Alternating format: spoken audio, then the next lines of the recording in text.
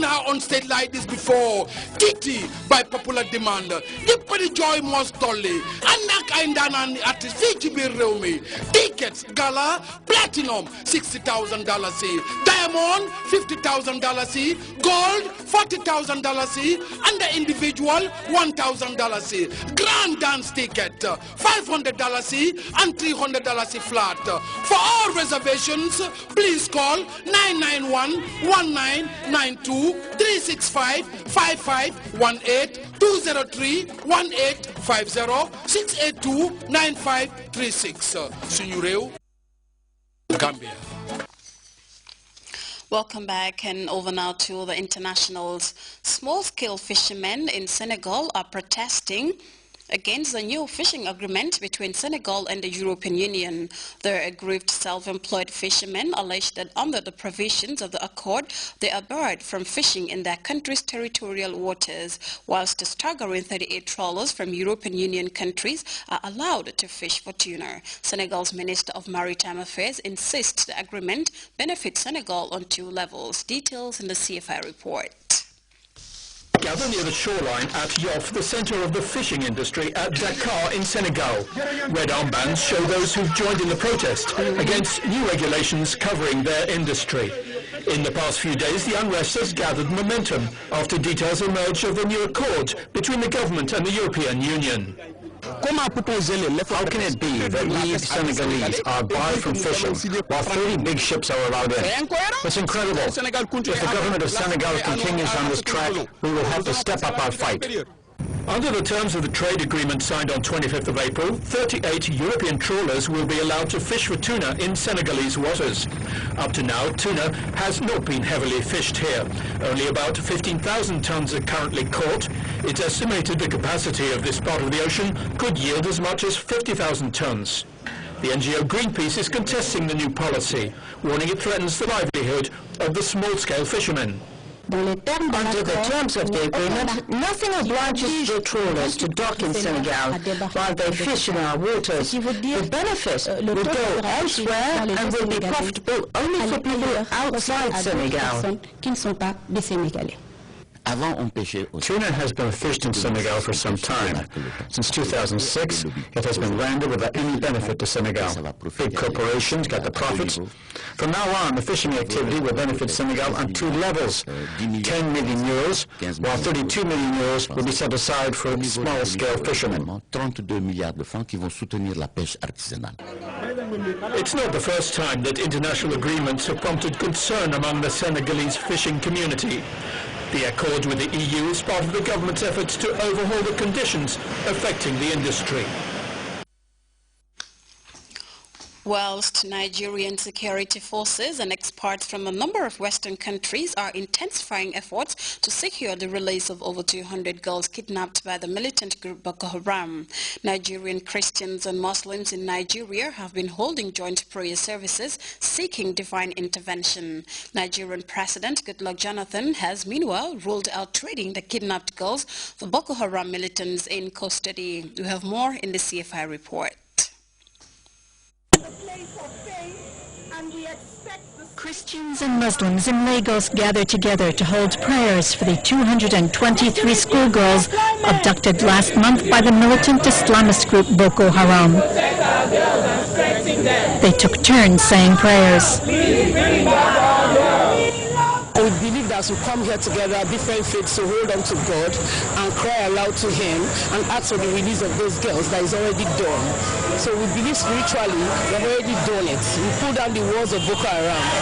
We believe with everybody working together, praying together, inshallah, God is going to have mercy on us for these children to come out and go back to their parents. Calls for the release of the schoolgirls have been coming from all sectors. Comedian Oluwafemi Fagade, popularly known as Omo Baba, released a song that calls on the government to rescue the girls. He said Nigeria needed to tackle the problems plaguing the country. We're talking about Boko Haram. Is it not much than that? Is that the only problem you think we have in the country? We've seen brothers killing brothers, we've seen sister killing sister. I addressed everybody. I addressed our leaders, not to fold their hands and say, oh, it's all well, okay, my river is not getting to my own family. Yeah, cool.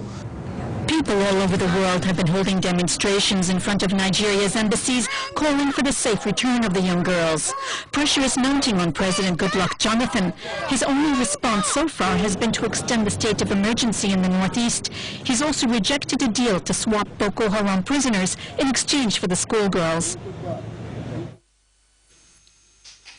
The World Health Organization says the spread of Middle East respiratory syndrome is becoming more serious and more urgent. MERS has now been confirmed in some 18 countries.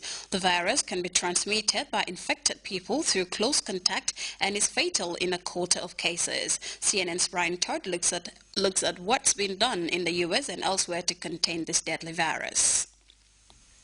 The concern about this potentially fatal virus has significantly increased, according to the World Health Organization. Health officials say hundreds of people may have been exposed to the MERS virus by flying on planes within the United States, with 2 MERS patients who are now in Florida and Indiana. They're both healthcare workers who came to the U.S. after being infected in Saudi Arabia.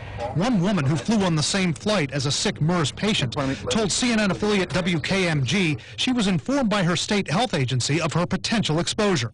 They informed me that there was a confirmed case of the MERS virus from my flight from Atlanta to Orlando. I was really scared. The woman says neither she nor her husband have symptoms of MERS. The 2 MERS patients confirmed in the U.S. are reported to be getting better. But what if someone with MERS got out into a major city? Experts say it does take sustained close contact with a patient to get it. But they also say MERS, like SARS, is worrisome. With SARS, it spread so far because people carrying the disease from Asia went to many different parts of the world, and unfortunately when they got sick and went into hospitals or were being taken care of by family members, they were able to infect people who were at close range. Is this a line of defense? A thermal imaging camera is used to try to detect elevated body temperatures, high fevers potentially associated with MERS. It was used at a conference attended by Defense Secretary Chuck Hagel in Saudi Arabia, where MERS originated. Similar devices are being used at airports in Asia and the Middle East. It's displayed on our camera as a colorized image, and in this particular image, we see cold areas that are black, blue, to medium areas that are purple to orange, and then the warmer or higher temperature areas being yellow to white. Can these cameras spot MERS? They can't diagnose MERS with the fever scanner. The probability that someone with a fever actually has MERS versus the innumerable other things that they could have make it a very impractical tool in this current setting. And health officials say some people who really have MERS could go undetected by a scanner because some may not have fevers yet.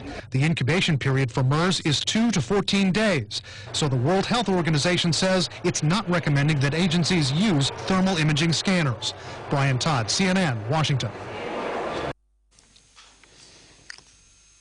Well, time now to take our second break. Weather is next.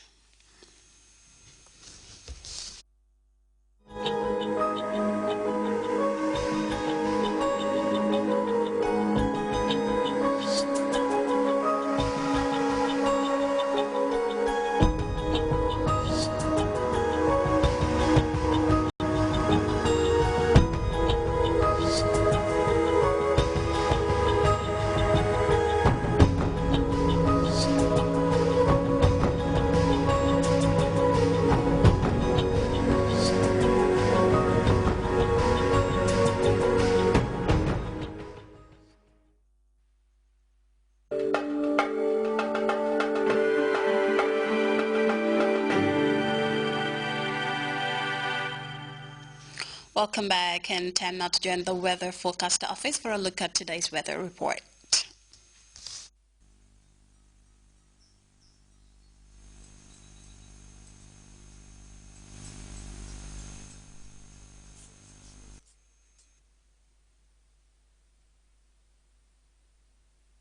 For those of us who know what the River Gambia stands for, understanding its sustainability in all aspects of life is easily confirmed. The River Gambia provides nutritious delicacies as food, while it provides its wildlife a balanced ecosystem. This river, as a sanctuary, is committed to its inhabitants' needs without season. And as you travel along, all these values